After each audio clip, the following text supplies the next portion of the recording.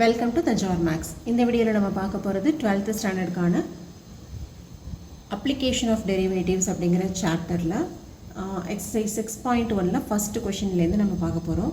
So first question என்ன கொடுத்துருக்காங்க அப்படின்னு பார்க்கறதுக்கு முன்னாடி நம்ம சேனலை நீங்கள் சப்ஸ்கிரைப் பண்ணாமல் இருந்தீங்கன்னா சப்ஸ்கிரைப் பண்ணி வச்சுக்கோங்க. வாங்க வீடியோக்குள்ளே போகலாம். ஸோ ஃபஸ்ட்டு கொஷின் என்ன கொடுத்துருக்காங்கன்னா, find the rate of change of area of a circle with respect to its radius R. அதில் ரேடியஸ்க்கு வந்து ரெண்டு வேல்யூஸ் கொடுத்துருக்காங்க. 3 சென்டிமீட்டர் ஒன்று, 4 சென்டிமீட்டர் ஒன்று, ரெண்டு பேர் நம்ம கண்டுபிடிக்கணும். இந்த சம பார்க்கறதுக்கு முன்னாடி நீங்கள் வந்து இன்ட்ரொடக்ஷன் வீடியோ பார்க்கல அப்படின்னு சொன்னால் ஃபஸ்ட்டு இன்ட்ரொடக்ஷன் வீடியோ பார்த்துட்டு வாங்க. அப்போ தான் வந்து உங்களுக்கு இது என்ன கான்செப்ட் அப்படின்னு சொல்லி உங்களுக்கு புரியும். ஸோ இங்கே நமக்கு என்ன சொல்லியிருக்காங்க, rate of change of area of a circle தான் நம்மளை கண்டுபிடிக்க சொல்லியிருக்காங்க. ஸோ ஃபஸ்ட்டு நம்ம என்ன பண்ணிக்கலாம், ஏரியா ஆஃப் ஏ சர்க்கிளுக்கு என்ன ஃபார்முலாவோ அதை எழுதிக்கலாம். ஏரியா ஆஃப் அ சர்க்கிள் வந்து என்ன ஃபார்முலா, அதாவது ஏ அப்படின்னு டினோட் பண்ணோன்னா that is pi R square. Okay, area of a சர்க்கிளோட ஃபார்முலா வந்து ஏ அப்படின்னு சொல்லி மென்ஷன் பண்ணோன்னா ஃபார்முலா பை ஆர் ஸ்கொயர். இப்போ என்ன சொல்லியிருக்காங்க, ரேடியஸ் வந்து 3 சென்டிமீட்டராக இருக்கும்போது இதோட ரேட் ஆஃப் சேஞ்ச் என்ன அப்படின்னு சொல்லி கேட்குறாங்க. ரேட் ஆஃப் சேஞ்ச் அப்படின்னு சொன்னாலே என்னது, டிஃபரன்சியேஷன் ஆஃப் ஏ அப்படின்னு அர்த்தம். ஏரியாவுடைய ரேட் ஆஃப் சேஞ்ச் அப்படின்னு கேட்டிருக்காங்க அப்படின்னா நம்ம ஏயோட டிஃபரன்சியேஷன் தான். எப்போவுமே நம்ம டிஃபரன்சியேஷன் போடுறோம் அப்படின்னு சொன்னால் என்ன பண்ணுவோம், dy பை dxன்னு போடுவோம். அப்படி இல்லைன்னா dy பை dt அப்படின்னு சொல்லி போடுவோம். Or dy by d theta. So மேலே ஒரு வேரியபிள் போட்டிருப்போம், கீழே ஒரு வேரியபிள் போட்டிருப்போம். இங்கே வந்து நமக்கு டிஃபரன்சியேஷன் ஆஃப், அதாவது rate of change of area அப்படின்னு சொன்னால் டிஃபரன்சியேஷன் ஆஃப் ஏரியா அப்படின்னு தெரியுது. ஆனால் இந்த மாதிரி டிவைடட் பைன்னு சொல்லிட்டு வித் ரெஸ்பெக்ட் டு சம் இது போடணும்ல, அது என்ன அப்படின்னு பார்த்தீங்கன்னா அவங்களே சொல்லியிருக்காங்க பாருங்கள், with respect to its radius அப்படின்னு சொல்லியிருக்காங்க. ஸோ நம்ம கண்டுபிடிக்க வேண்டியது டிஏ பை டிஆர் தான் நம்ம கண்டுபிடிக்கணும். ஓகே, ஸோ திரும்பவும் நான் உங்களுக்கு சொல்கிறேன், கவனிச்சுக்கோங்க. இங்கே வந்து rate of change of area of a circle தான் கேட்டிருக்காங்க. ஸோ ஃபஸ்ட்டு நீங்கள் ஏரியா ஆஃப் அ சர்க்கிளோட ஃபார்முலாவை எழுதிக்கோங்க. அதை வந்து கேபிட்டல் ஏ அப்படின்னு சொல்லி மென்ஷன் பண்ணிக்கோங்க.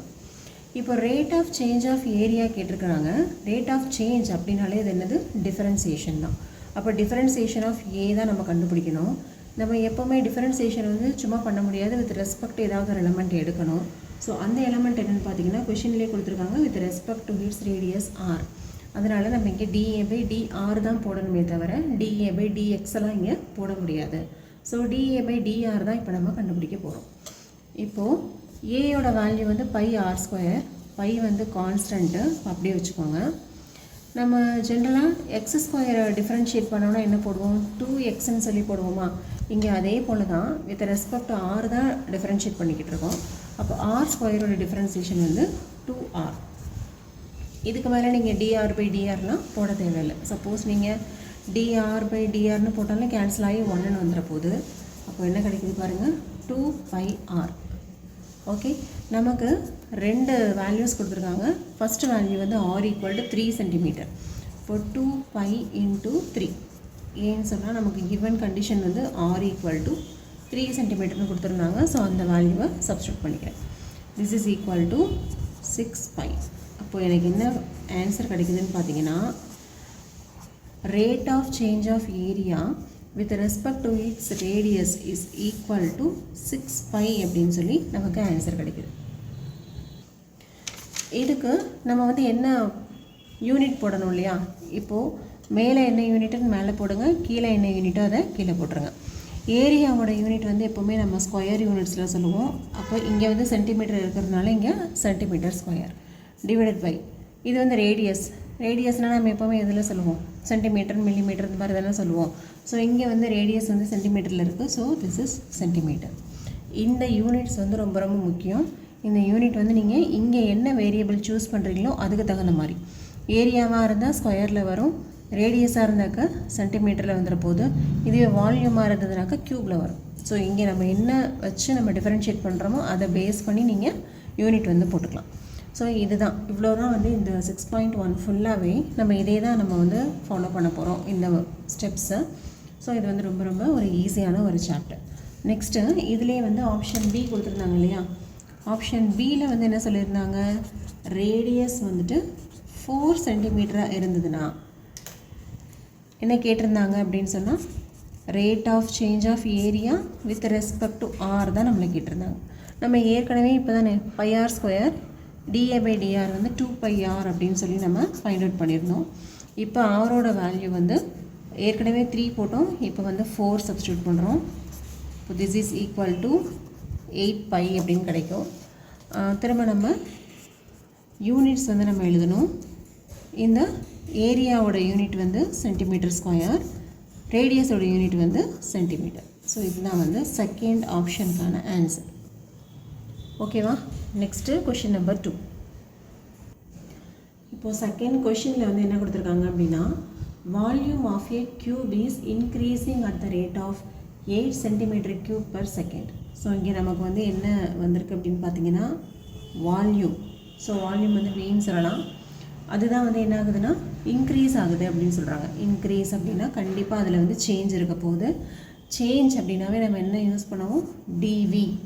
Okay, differentiation. சேஞ்ச் அப்படின்னாவே டிஃப்ரென்சேஷன் தான் யூஸ் பண்ணணும். வால்யூம்னு சொல்லியிருக்காங்க. வால்யூமில் சேஞ்ச் இருக்குது அப்படின்னா கண்டிப்பாக அது வந்து என்னது? டிவி அப்படின்னு சொல்லிடலாம். ஸோ அந்த வால்யூமில் கொடுக்கும்போது எவ்வளோ கொடுத்துருக்காங்க அப்படின்னு பார்த்தீங்கன்னா 8 cm3/s அப்படின்னு கொடுத்துருக்காங்க. ஓகே, அப்போது இது வந்து எதை வச்சு டிஃபர் ஆகுது அப்படின்னா டிடி. ஏன்னா இங்கே வந்து செகண்ட், எஸ்ங்கிறது செகண்டு. அப்போ இங்கே என்ன வரணும்? dv/dt. ஸோ நம்ம கிவன் கொஷின்லேருந்தே நம்ம dv/dt = 8 cm3/s அப்படின்னு சொல்லிட்டு நம்ம எழுதியாச்சு. அடுத்து என்ன சொல்லியிருக்காங்க? How fast is the surface area increasing when the length of an edge is 12 cm. ஓகே, நம்ம என்ன கண்டுபிடிக்கணும் அப்படின்னா சர்ஃபேஸ் ஏரியாவுடைய change, differentiation of surface area தான் எவ்வளோ அப்படின்னு கண்டுபிடிக்கணும். எப்போது? அட் லெங்த் வந்து என்ன கொடுத்துருக்காங்க? லெங்த் ஆஃப் த க்யூப் வந்து, அதாவது length of one edge of the cube வந்து 12 cm.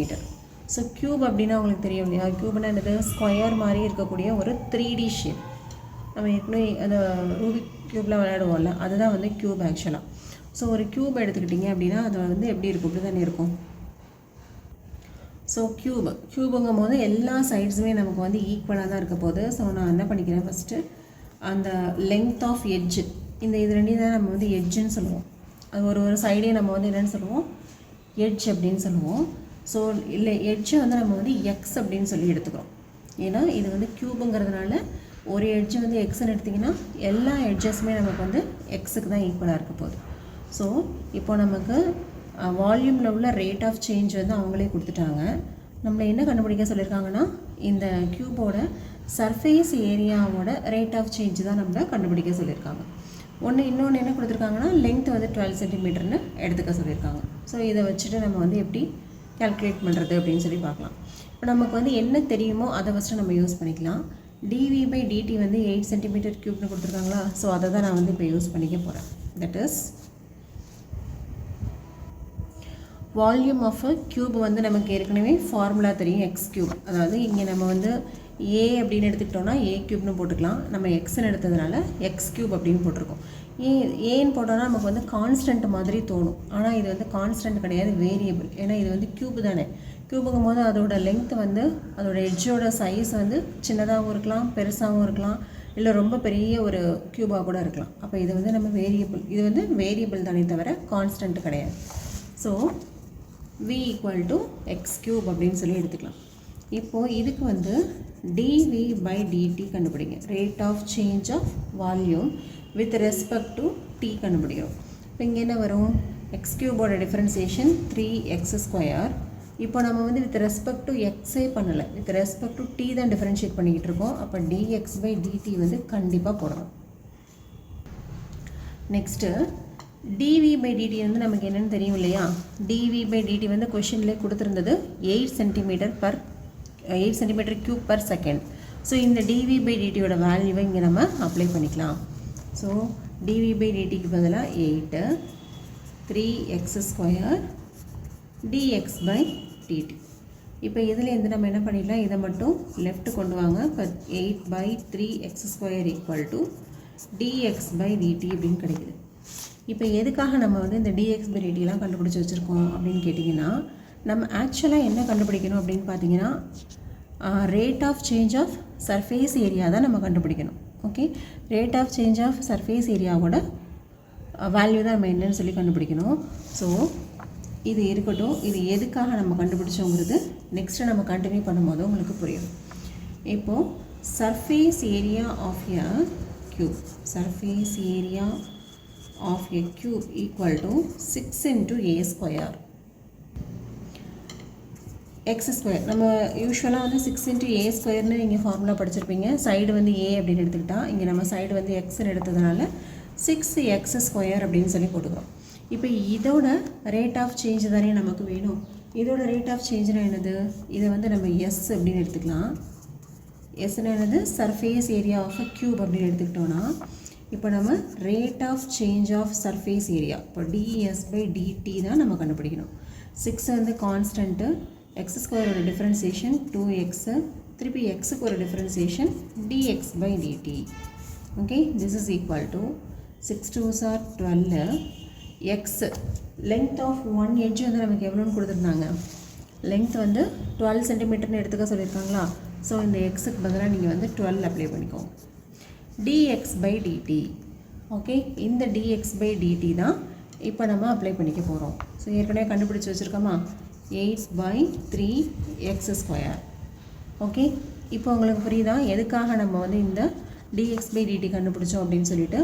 நீங்கள் டேரெக்டாக இதை ஸ்டார்ட் பண்ணி போட்டிருந்தீங்க அப்படின்னா சர்ஃபேஸ் ஏரியா ஆஃப் க்யூபோட ஃபார்முலாவை எழுதிட்டு ds/dt கண்டுபிடிச்சிருப்பீங்க. அப்போது நமக்கு dx/dt தேவைப்பட்டிருக்கும். அதுக்காக தான் நம்ம வந்து முன்னாடியே இதை வந்து ஃபைண்ட் அவுட் பண்ணி வச்சுருக்கோம். Okay, this is equal to இப்போ திருப்பவும் இங்கே எக்ஸ் வந்துருச்சு. இங்கேயும் நீங்கள் வந்து எக்ஸுக்கு பதிலாக வேல்யூ வந்து சப்ஸ்டியூட் பண்ணுங்கள். ஏற்கனவே 12 into 12, இப்போ ஒரு 8 டிவைடட் பை 3 இன்ட்டு எக்ஸ் ஸ்கொயர்னு இருக்கா? அப்போ எக்ஸ் இன்ட்டு எக்ஸுக்கு பதிலாக 12 into 12. இப்போது 12 வந்து கேன்சல் ஆகிடுது. இப்போ ரிமைனிங் என்ன இருக்குது பாருங்கள், 8/3. இதுதான் வந்து rate of change of surface area of a cube with respect to time. சரியா? இப்போ இதுக்கு வந்து நம்ம வந்து யூனிட்ஸ் போடணும். யூனிட் வந்து எப்படி போடலாம்? மேலே உள்ள எஸ்ஸுங்கிறது என்னது? ஏரியா. சர்ஃபேஸ் ஏரியாவாக இருந்தாலும் சரி, லேட்ரல் ஏரியா எப்படி இருந்தாலும் சரி, அது வந்து மொத்தத்தில் ஏரியா தான். இப்போ ஏரியா அப்படிங்கும்போது அதோட இது யூனிட் வந்து நம்ம ஸ்கொயரில் கொடுப்போம். இங்கே சென்டிமீட்டர் கொடுக்கறதுனால நம்ம வந்து சென்டிமீட்டர் ஸ்கொயர் டிவைடட் பை, அதாவது பர், கீழே பாருங்கள் டிடி அப்படிங்கும்போது இங்கே நம்ம என்ன போட்டுக்கலாம்? செகண்ட். டீங்கிறது வந்து டைம் தானே, அப்போது with respect to second. Okay, so ஏரியாங்கிறதுனால சென்டிமீட்டர் ஸ்கொயரு, டி அப்படிங்கிறதுனால செகண்ட் போட்டுருவோம். ஸோ இதான் நம்மளோட ஃபைனல் ஆன்சர். இதான் நமக்கு தேவையான ஆன்சர். ஓகே, ஸோ இன்னொரு தடவை ரீகால் பண்ணுறேன் பாருங்கள். இது வந்து ஸ்டார்டிங்கில் உங்களுக்கு நல்லா புரிஞ்சிருச்சு அப்படின்னா அடுத்தடுத்த கொஷின்ஸ் நீங்களே வந்து ஈஸியாக போடலாம். இங்கே என்ன கொடுத்துருக்காங்கன்னா, rate of the volume of a cube is increasing at the rate of 8 cm³ per secondன்னு சொல்லியிருந்தாங்க. அதாவது வால்யூமில் உள்ள சேஞ்ச் அப்படின்னாவே நம்ம வந்து டிஃபரன்சியேஷன் தான் போடணும். நம்ம என்ன கண்டுபிடிக்கணும்னா சர்ஃபேஸ் ஏரியாவில் உள்ள சேஞ்ச் கண்டுபிடிக்கணும். அப்போது டிஃபரன்சியேஷன் ஆஃப் சர்ஃபேஸ் ஏரியா தான் கண்டுபிடிக்கணும். அதுக்கு லென்த் வந்து ஒன்று வந்து 12 cm சொல்லிட்டாங்க.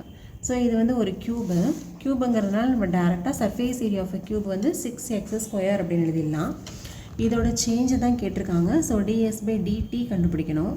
அப்படி கண்டுபிடிக்கும் போது நமக்கு எக்ஸ்ட்ரா dx/dtயோட வேல்யூ தேவைப்படுது. ஸோ இதை நம்ம எங்கேருந்து ஃபைண்ட் அவுட் பண்ண முடியும்?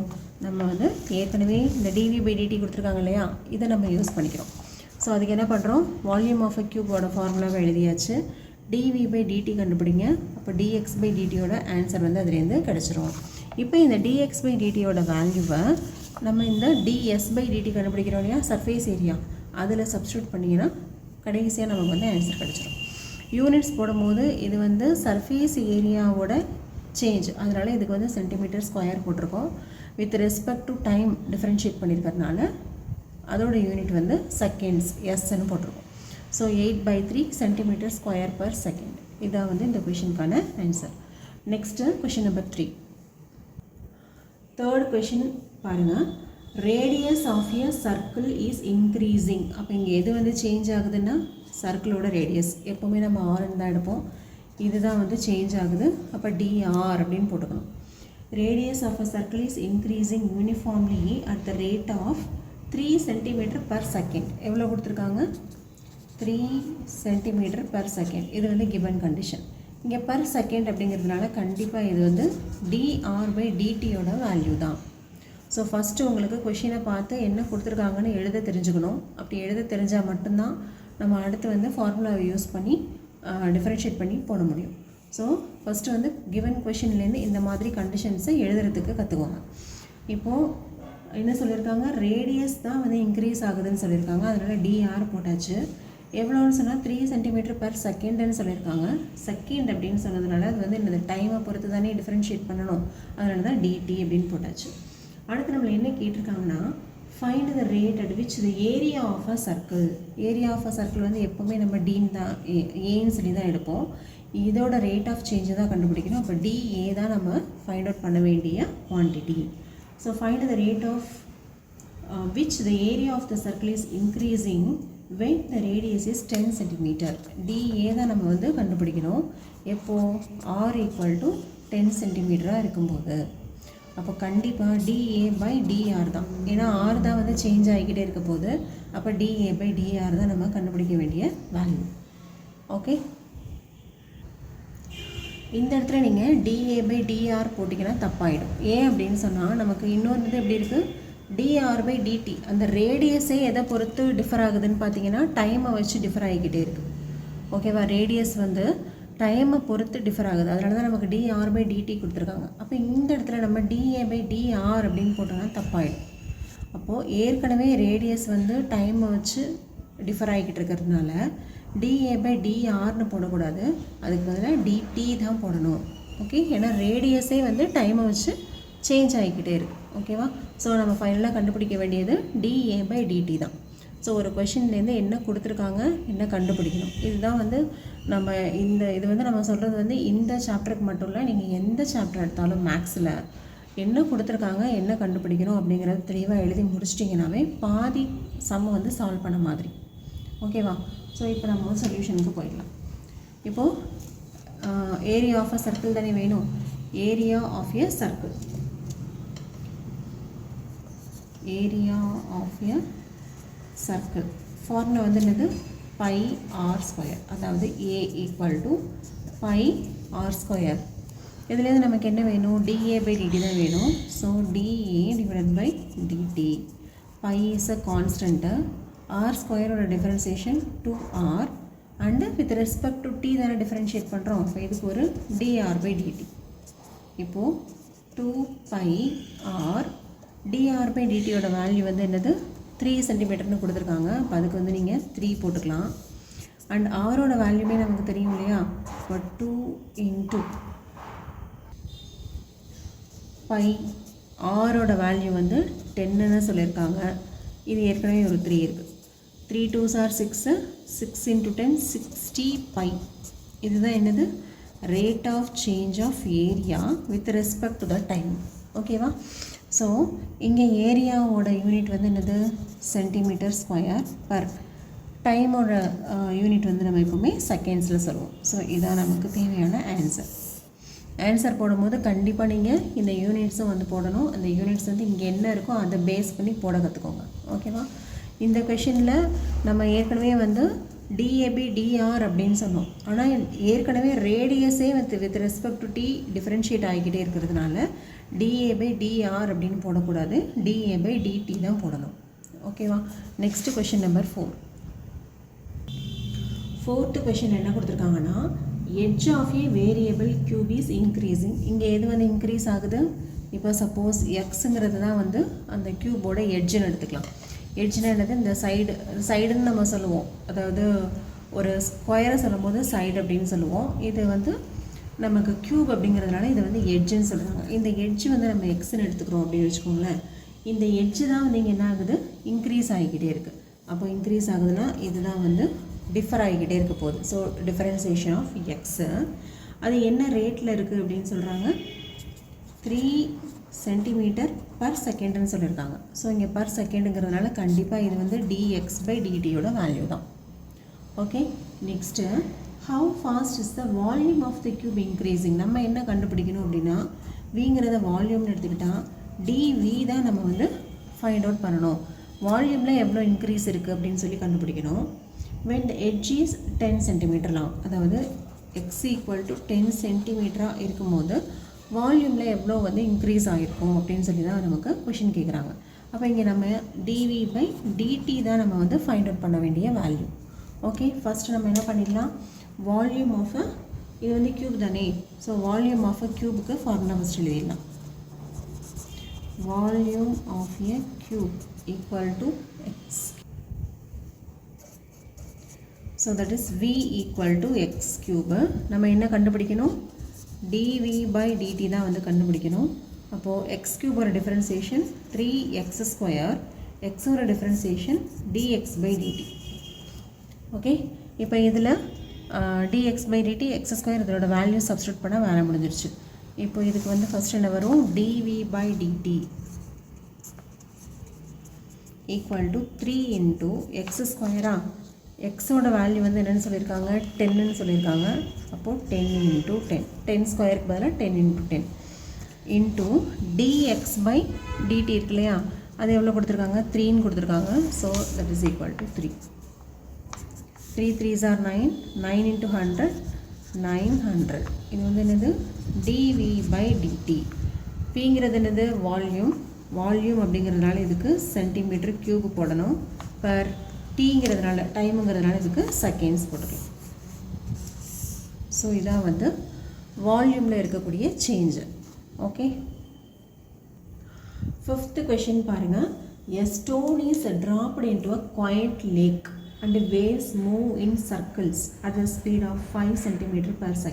ஒன்றும் கிடையாது, என்னென்னா ஒரு காமாக இருக்கிற ஒரு லேக் இருக்குது. இந்த லேக்கில் என்ன பண்ணுறாங்கன்னா ஒரு ஸ்டோனை வந்து இப்படி ட்ராப் பண்ணுறாங்க. ஒரு கல்லை தூக்கி போடும். இது நம்ம எல்லாருமே சின்ன வயசில் விளையாடிருப்போம் இல்லையா, தண்ணியில் கல்லை தூக்கி போட்டோன்னா என்ன ஆகும், அதை சுற்றி அப்படியே சர்க்கிள்ஸ் வந்து ஃபார்ம் ஆகும். அது வந்து எப்படி இருக்கும், ஃபஸ்ட்டு கிட்டக்க இருக்கும் அந்த சர்க்கிள், அப்படியே கொஞ்சம் கொஞ்சமாக மூவ் ஆகி அப்படியே ஃபுல்லாக பெருசாகிக்கிட்டே இருக்கும். அப்புறம் ஒரு அப்படியே வானிஷ் ஆகிடும். ஸோ அதே தான் இங்கேயும். அப்போது ஒரு கல்லை தூக்கி போடுறாங்க, போடும்போது அங்கே வந்து நிறைய சர்க்கிள்ஸ் வந்து ஃபார்ம் ஆகுது. ஸோ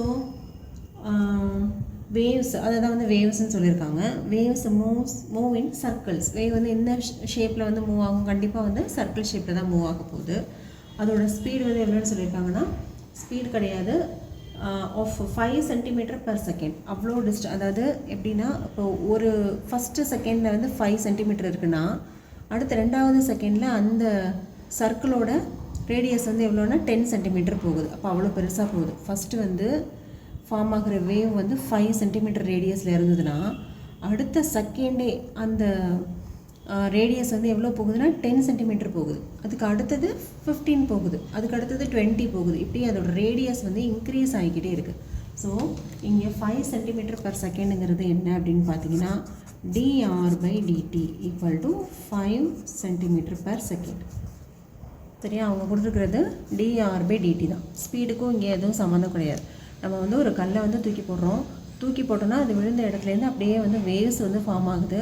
அந்த வேவ்ஸ் வந்து எப்படி இருக்குது, சர்க்கிளில் ஃபார்ம் ஆகுது. ஸோ சர்க்கிளில் ஃபார்ம் ஆகும்போது சர்க்கிளோட ஃபஸ்ட்டு வந்து சின்னதாக இருக்கும், அப்படியே அந்த சர்க்கிள் பெருசாகிக்கிட்டே இருக்கும். அப்போ ஃபஸ்ட்டு சர்க்கிளுக்கு ரேடியஸ் வந்து சின்னதாக இருக்கும், அதுக்கு அடுத்த சர்க்கிளுக்கு அதை விட 5 cm கூட, அதாவது 5ன்னு எடுத்துக்கிட்டிங்கன்னா 10 ஆகுது, 10 வந்து அடுத்தது 15 ஆகுது, 20 ஆகுது, இப்படி போயிட்டு அப்படியே வந்து வேனிஷ் ஆகுது. ஓகேவா, அப்போ இந்த 5 cm/s ரேடியஸில் வரக்கூடிய சேஞ்சு, தட் இஸ் dr/dt தான் 5 cm/s. நெக்ஸ்ட்டு என்ன கொடுத்துருக்காங்க பாருங்கள், at the instant when the radius of the circular wave is 8 cm, அதாவது 8 cm இருக்கும்போது ரேடியஸ், இது வந்து இதெல்லாம் வந்து என்னது given condition. So given condition எல்லாத்தையும் நான் வந்து ரெட் கலரில் மார்க் பண்ணிக்கிறேன்.